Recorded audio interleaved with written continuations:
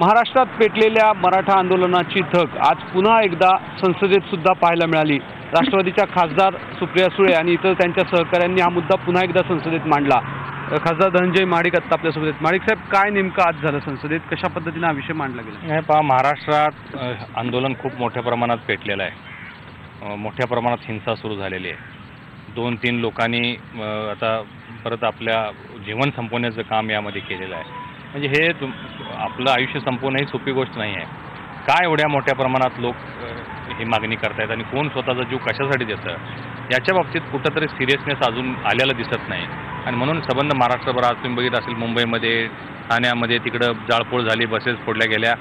कुठंतरी सरकारनं तातडीनं यामध्ये कॉग्निजन्स घेऊन या सगळ्या मराठा समाजाच्या प्रमुख मंडळींना आणि सर्व पक्षीय लोकांना एकत्रित बोलवून कुठेतरी यामध्ये मार्ग काढला पाहिजे ताबडतोब, नाहीतर आणखीन जीवितहानी होण्याची शक्यता आहे। आणि म्हणून आज आमच्या राष्ट्रवादीच्या नेत्या सुप्रियाताई यांनी आज शून्यकाळमध्ये लोकसभेमध्ये हा आवाज उठवला, मागणी केलेली आहे की ताबडतोब मराठा आणि धनगर समाजाला आरक्षण मिळालं पाहिजे, ही तिने मागणी आज केलेली आहे। परंतु सरकारचं असं म्हणणं आहे की राजकीय आंदोलन केलं जातं आहे। आता हे शिवसेना असेल किंवा आता राष्ट्रवादीसुद्धा याच्यामध्ये वेगळ्या पद्धतीची लोक घुसून राजकारण होते असा आरोप भाजप करते। त्याच्यामुळे कशा पद्धतीने हा तिढा सुटेल? नाही, खरं म्हणजे हा पॉलिटिसाइज करण्याचा विषय नाही आहे, मराठा समाजाचा विषय आहे। मराठा समाजाच्या आंदोलनामध्ये गेल्या 3-4 वर्षापासून सगळे पक्ष, आम्ही राष्ट्रवादी आहोत, शिवसेना, भाजप असो, काँग्रेस असो, सगळ्या पक्षाच्या मंडळींनी यामध्ये सहभाग घेतलेला आहे। त्यामुळे राष्ट्रवादीची मंडळी असं कर्तव्य म्हणणं हे चुकीचं आहे।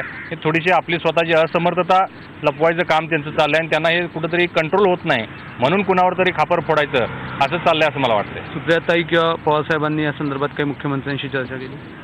नाही, बैठक घेण्यासंदर्भात त्यांनी विनंती केलेली आहे या संदर्भात पवारसाहेबांनी, पण अजून काय निर्णय झाला आहे मला माहिती नाही।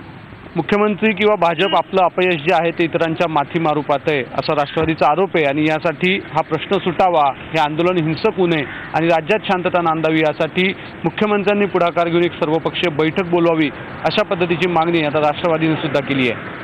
सागरबाई, न्यूज 18 लोकमत।